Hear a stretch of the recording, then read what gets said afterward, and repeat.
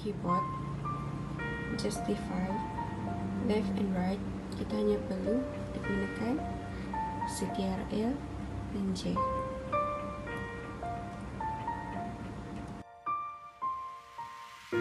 Baiklah, untuk shortcut key yang kedua adalah untuk mengetengahkan sesuatu teks.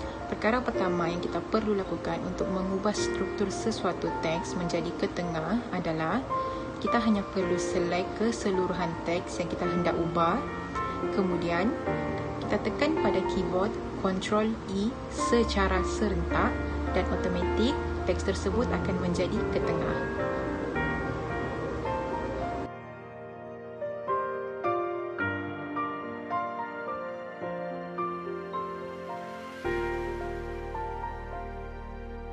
Okay, hari ni Isma akan terang sedikit tentang shortcut keys, align text left or right.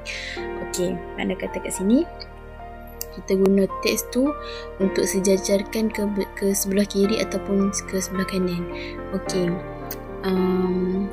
contohnya kalau kita gunakan sejajarkan perkataan tu sebelah kiri, selalunya perkataan Rumi atau bahasa Inggeris lah kan. Okay, kalau selalunya kalau untuk Jawi dan bahasa Arab kita sejajarkan ke sebelah kanan. Okey, contoh yang Isma akan bagi.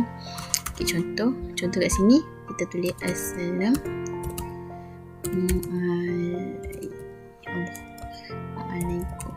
Okey, kita just tekan Ctrl left je. Okey, macam tu. Terus je ke kiri. Kalau kita nak ke kanan dia, kita tekan Ctrl. Jangan lepas, kita tekan right. Kita tekan R. Terus ke kanan. Okey, selalunya kalau bahasa Rumi ni dia akan letakkan di sebelah kiri lah kan. Okey, kita ke kiri kan dia balik. Okey, contoh yang kedua Isma akan bagi.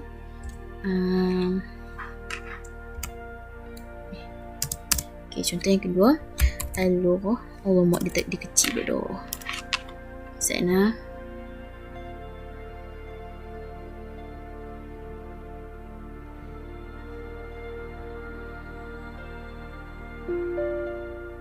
Dia kecil tu koin. Okay, contoh Al-Lughah kita bagi.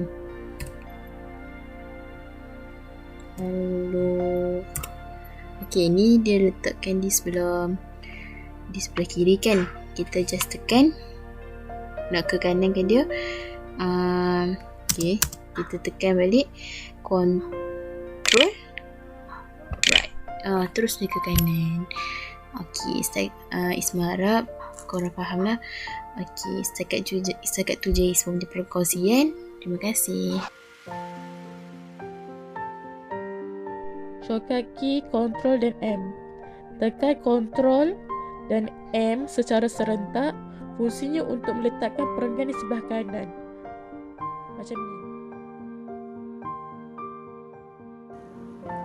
Untuk membuka Word dokumen yang baru tanpa perlu menggerakkan cursor, anda hanya perlu menekan shortcut keys Ctrl bersama-sama N sahaja. Seperti contoh, tekan shortcut keys Ctrl bersama N bagi membuka new blank document di Word.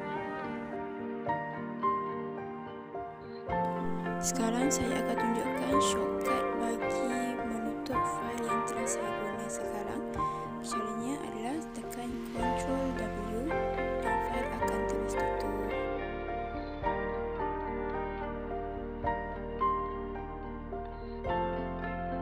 Bullet point ialah black dot ataupun titik hitam ataupun bulat ataupun apa-apa tanda yang digunakan untuk mengenal pasti isi-isi penting di dalam setiap ayat.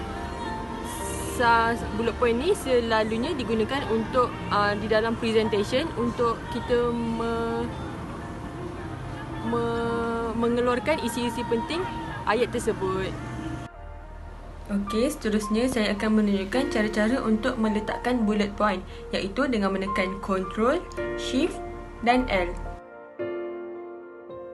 Seterusnya, saya akan menunjukkan cara yang mudah untuk membesarkan ayat ataupun perkataan. Yang pertama, highlightkan perkataan ataupun ayat yang ingin dibesarkan. Yang kedua, tekan Ctrl dan juga bracket. Lihat, perkataan anda sudah pun besar. Seterusnya, saya akan menunjukkan cara yang mudah untuk mengecilkan perkataan ataupun ayat. Yang pertama, highlightkan perkataan ataupun ayat yang ingin dikecilkan. Yang kedua, tekan Ctrl dan yang ketiga, tekan bracket. Ini saya akan tunjukkan cara menggunakan shortcut key untuk capital letter, lowercase dan uppercase untuk Microsoft Word. So, pertama kita buka dulu Microsoft Word. Ini adalah contoh teks yang kita akan tukar dari uppercase. Okey, kita tukar kepada capital letter ataupun lowercase menggunakan shortcut key Shift plus F3. Okey, sekarang dia dah tertukar kepada lowercase. Kalau kita tekan lagi sambil jari kita berada di Shift, kita tekan F3, dia akan tukar kepada capital letter. Okey, kalau kita tekan lagi F3, dia akan tukar kepada uppercase. So, ini adalah cara yang cepat untuk kita tukar dari capital letter kepada lowercase atau kepada uppercase.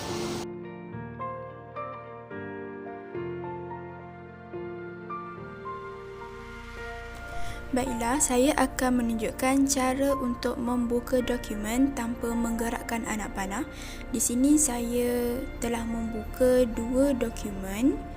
Baiklah, caranya adalah saya tekan Ctrl Shift F6 dan di sini telah keluar dokumen tanpa menggerakkan anak panah. Jadi di sini saya akan menerangkan bagaimana cara masukkan isi kandungan ataupun table of content. Jadi sebelum tu kita perlu set up lah poin-poin yang macam ni. Okey. Seterusnya kita sediakan kawasan untuk kita letakkan isi kandungan ni ataupun table of content ni. Yang macam ni. Okey, so bila dah set up semua macam ni, okey. Ni kita pergi dekat home. Okey, kita tengok dia dah secara auto dah dia keluar heading 1, heading 2 ni kat atas. Sebab dekat point saya ni saya hanya ada point utama dengan point kecil satu. So yang kat bawah tu pun macam tu juga. So jadi kalau kita ada poin-poin lebih yang kat bawah ni, maksudnya poin-poin kecil banyak lagi, maksudnya heading ni dia akan keluar lagi lah. Okey, jadi kat sini dia keluar 2 je sebab saya ada tajuk utama dengan poin kecil je. 1 je. Okey. So, yang pertama kita kena highlight tajuk utama. Okey, kita pun letak dekat heading 1. Okey, so kita ambil pula yang tajuk kecil ni, kita letak sebagai heading 2. Okey, dan seterusnya macam tu lah. Page yang seterusnya pun kita buat macam tu. Okey, yang macam ni pun kita ambil untuk heading 1. Okey, yang tajuk kecil ni kita ambil sebagai heading 2. Okey, ni pun sama sebagai heading 1. Tajuk kecil bawah ni heading 2. Okey, ni pun 1,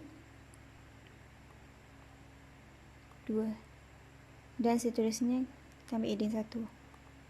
Okey, bila dah siap semua macam ni, okay, sebenarnya masa kita nak pilih heading ni, dia ada bagi modify ni untuk kita pilih setup lah. Kita nak tulisan apa semua kan, warna. Okey, so tapi saya nak macam tu je. Okey, so saya nak macam ni je. Okey, bila dah siap setup semua tu, kita pergi dekat references. Okey, nampak ni, pergi dekat references. Kita pergi dekat table of content ni, kat ujung sekali ni, nampak? Okey, kita tekan. Okey, sebenarnya kat sini kita boleh pilih style mana yang kita nak. Okay, ni kreativiti kita sendiri lah. Kita pilih. Okay, so saya ambil yang ni. Okay, so nampak tak dia keluar macam ni. Okay, so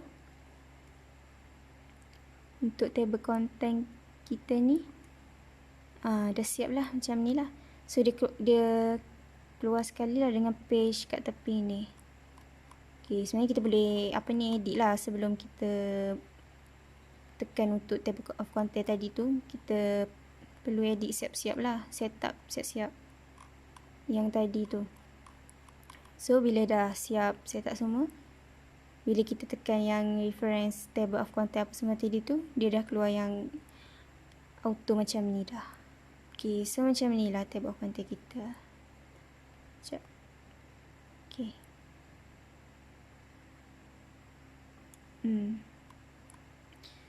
So itu saja penerangan daripada saya.